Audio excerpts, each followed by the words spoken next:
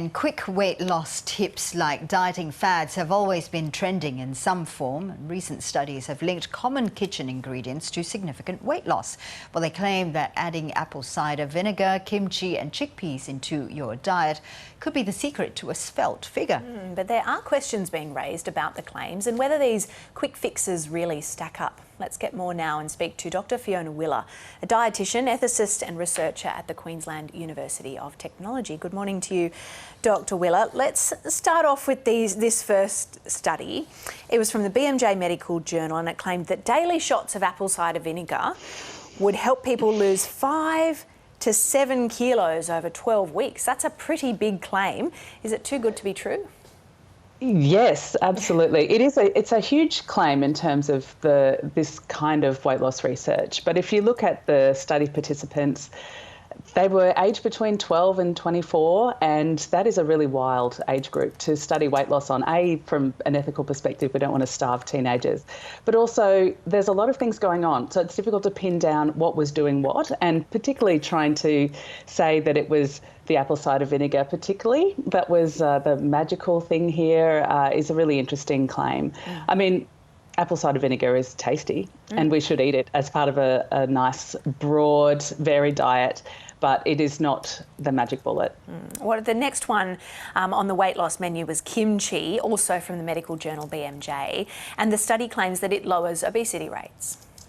Yeah, this is interesting as well, and a different kind of study design. So in this study design, there are a lot of people, but they only were watched. They weren't meddled with at all. There was no intervention there. They just looked at the population that they had, more than 100,000 people in here, looked at their dietary patterns and noticed that those who had a average lower BMI had higher kimchi intake. So this is not really proof that kimchi does anything special, except that it's related to, in this case, particular age groups and particular other lifestyle patterns and different demographics. And again, if you like to eat it, eat it. It's good as a part of a broad diet, not a magic bullet. It is delicious, but I read that it was also, the study was paid for by the World Institute of Kimchi.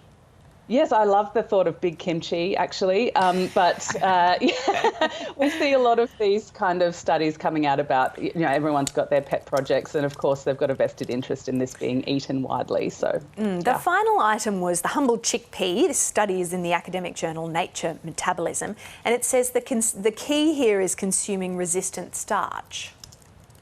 Yeah, so this was quite a little study, but interesting. It doesn't add anything that's really, really new. We know that resistant starch lowers blood glucose response after eating a meal. This is not new. This is, 30-year-old science. And so again, this study is beautifully selected in this case to look at those individual ingredients.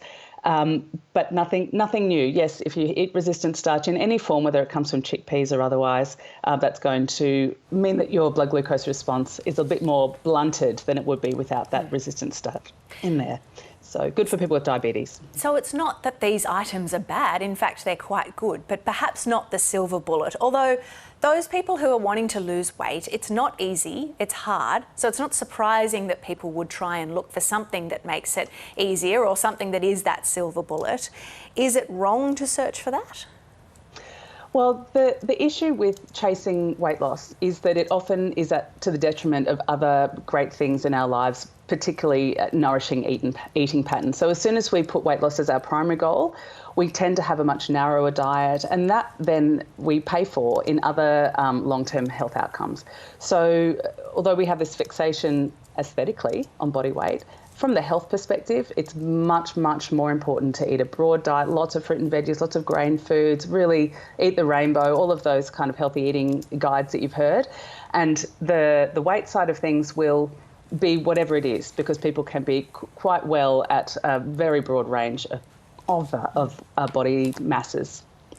The fact that these studies keep getting published and publicised, what does that tell us more broadly about our society and our view of weight and health?